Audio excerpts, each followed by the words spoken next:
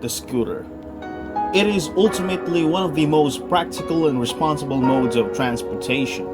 It was invented around the 1900s but only gained popularity after World War II, as many European countries needed a simple tool to move about as transport infrastructures are destroyed due to the war. Vespa and Lambretta mass-produced their models, and it was an economical tool for personal transport. Other German manufacturers like Heinkel started making one too. This tool swept the Far East, and former Japanese aircraft manufacturers started creating their own aircraft-looking scooters by scrapping fighter and bomber plane parts. Isipin mo, after the war, maraming pacts and agreements ang naganap, limiting military units and equipment. So yung mga manufacturers ng war vehicle recycled yung mga bakal and parts to create cars, bicycles, motorcycles para masolve yung transportation crisis dahil nasira lahat ang commuter infrastructures ng gera.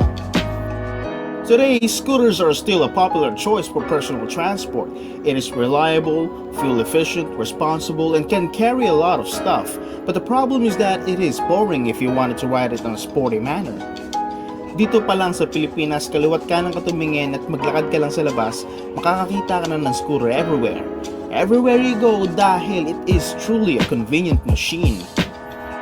If you want something that can be driven with poise without compromising street comfort, you should buy a street naked like a KTM Duke or this Yamaha MT-15, as its frame and riding feedback is more confidence inspiring. But the problem with standard motorcycles is that you tend to lose many responsible things you get from a scooter. Enter the Yamaha Aerox. In 1997, it was initially offered back in Europe with 50 to 100 cc. It tends to provide good handling feel without losing the scooter character. Then in 2016, the second generation Aerox was introduced with a 125cc engine but was discontinued a year after due to the low demand. But Yamaha did not stop there. They immediately got back to the drawing board and rebuilt the Aerox from scratch. And now, it's back. Remember, dito pa lang sa Pilipinas, ang scooter ay isa sa pinaka first choice personal transport ng marami dahil sa palala ng palala ang traffic ng Metro Manila. And having to choose if sporty na motor or scooter ba ang kukuhanin makes it very hard, which why there is this machine. Introduced in late 2016, the third generation Aerox has evolved to a more capable, more spirited, and more responsible machine than ever before. Borrowing the platform from its successful sibling, the Nmax maxi scooter, it became an instant hit with many Asian countries. Demand sa Pilipinas alone made the drama with overpriced deals and scarred the shit out of Honda's sales. But how good is the Aerox? Is it still worth it until now? If you ask me, I sold my already good handling and good looking Yamaha MT-15 for an Aerox. But why? Why a scooter and why for an Aerox? Why not the Nmax itself, and what would be the best name for my new scooter?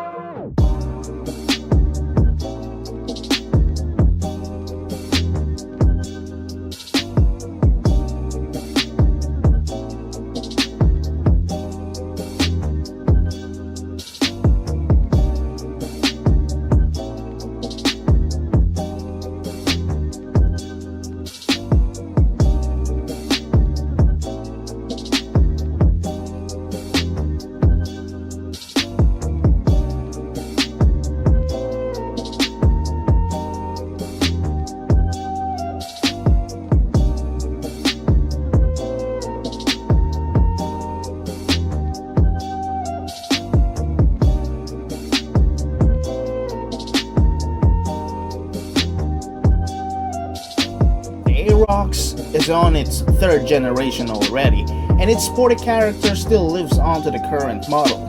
It was designed to make the scooter sporty, to give soul, to give that Yamaha handling character. And now I am on my way to Batangas. My scooter is running at 500 km plus, and I think this is the best time to review it. To use the scooter as a touring machine, to discover how comfortable it is and how well does it comply on our roads. It started out in life as an Nmax maxi scoot, but it is rebodied and repurposed to a sport scooter. You can't change the skeleton, but you can change the flesh and train that flesh to do better on another thing. But the question is, did it work? As early as now, I would say, yes, it does. It uses the same stiff maxi scooter frame, a larger wheel and tire size which provides an excellent handling for a scooter. This gave the Aerox a solid, sublime feel rather than using a standard scooter frame with a vegetable board. I previously owned a Honda Click 150 and it feels very lurchy when cornering and whenever cruising on high-speed open roads. The Aerox, with its sure-footed frame, feels stable on the open and willing when cornering thanks to its rider triangle. It uses a differently tuned engine and suspension setup. The handlebar uses a sporty clip-on-like position and the seat height is raised to 790mm rather than using the Nmax low cruiser profile.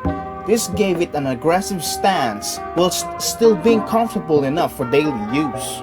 Cornering feels effortless and makes it look easy for the Aerox. Just bend your weight, lightly turn and the scooter complies easily. Thanks to the clip-on-like handlebar and stiff rear suspension that keeps the rear wheels planted, this makes it easy to turn and change directions with confidence.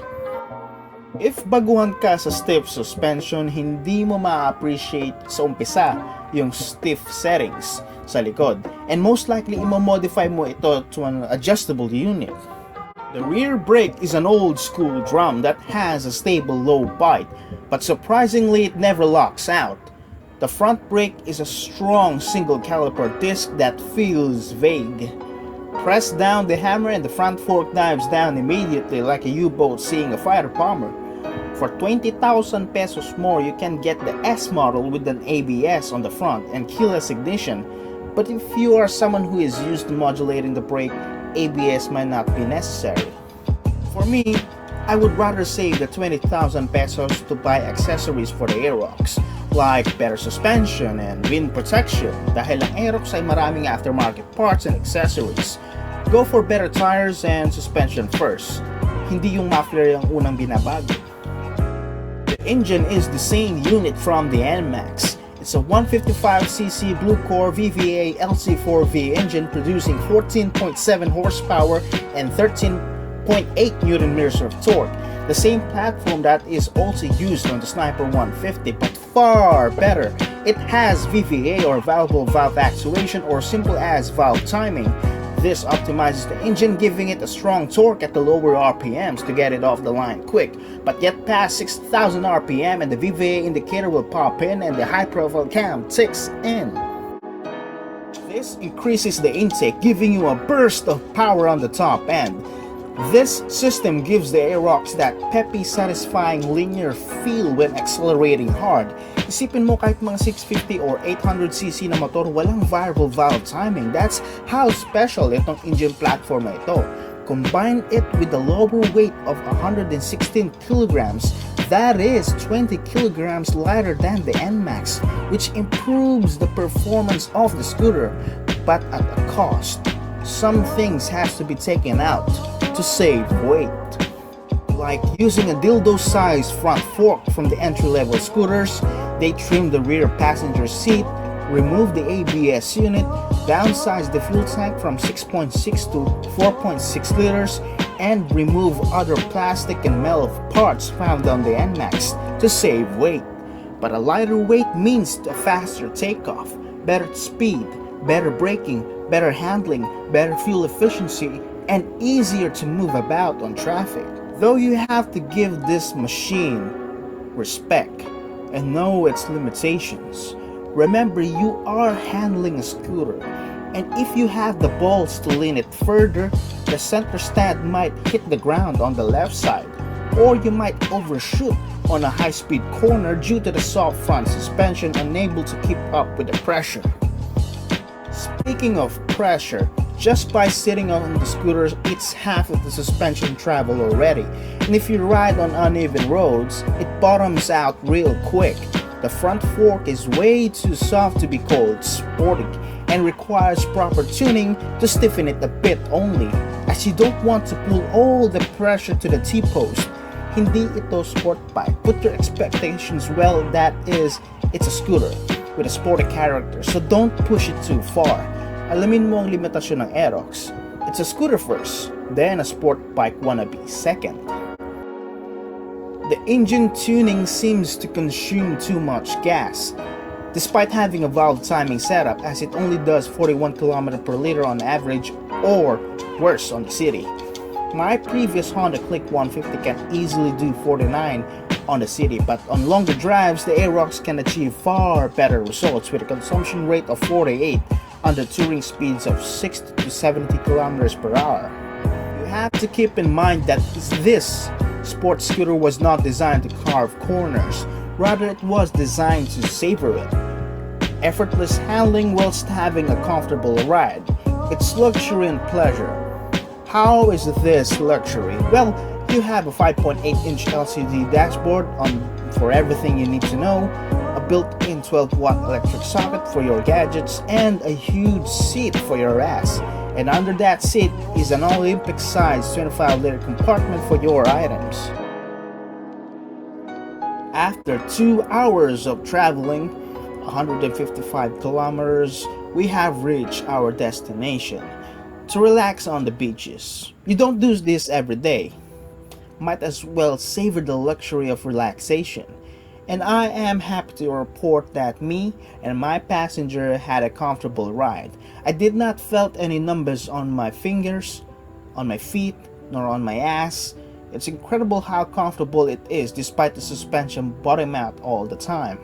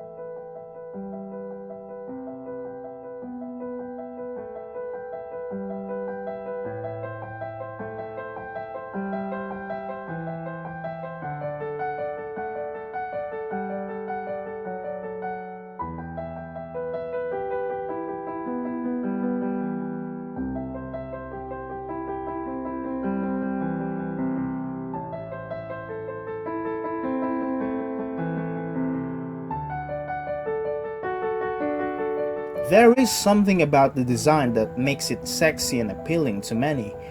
There is something about those lines and curves that I hate and love. It's a mixed story, but at least it does not look like a jet ski when you sat on it. Hindi lahat tayo fan ng aggressive lines. Some of us likes it rugged and rounded. That's why some love the ADV 150. The scooter was launched nearly 3 years ago already, but still, its design never gets old. Paint quality is nice, plastics above average, except for some switches that feels cheap.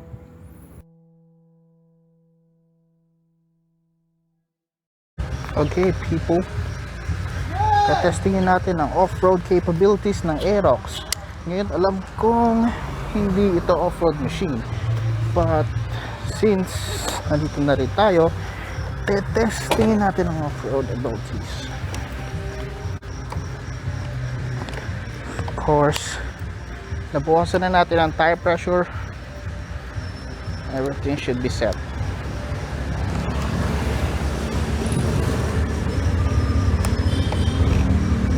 Konting init sa makina. Currently, if you've been staying tuned, kakating natin sa Nasugbu, Batangas, and we're gonna put this motorcycle on the beach para mas madali. It's going to be an off-road machine.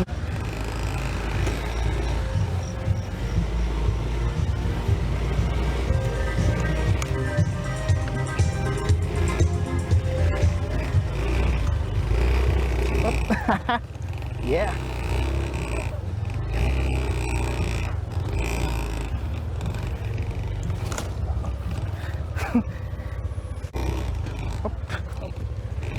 Very nice.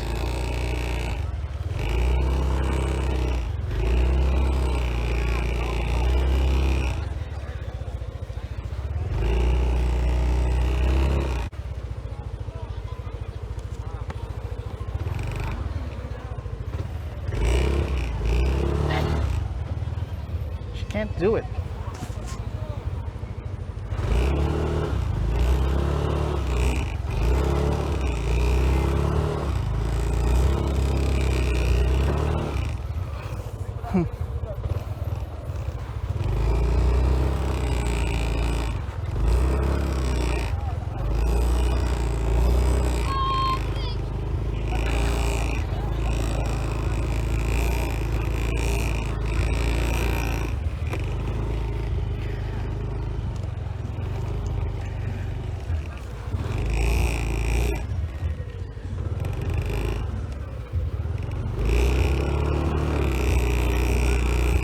Well, not like my machine, you can get stuck in sand because of tire pressure. She can't do it, so susunog lang ang clutch mo dito. Yep, she can't do soft sand, really can't do it.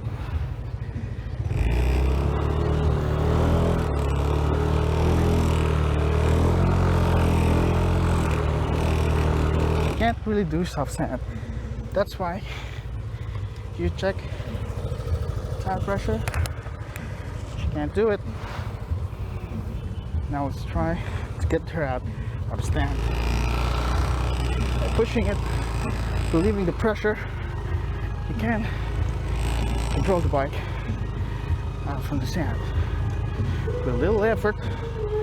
And people, that's how you put scooter out of the sand, by pushing it, relieving it from pressure.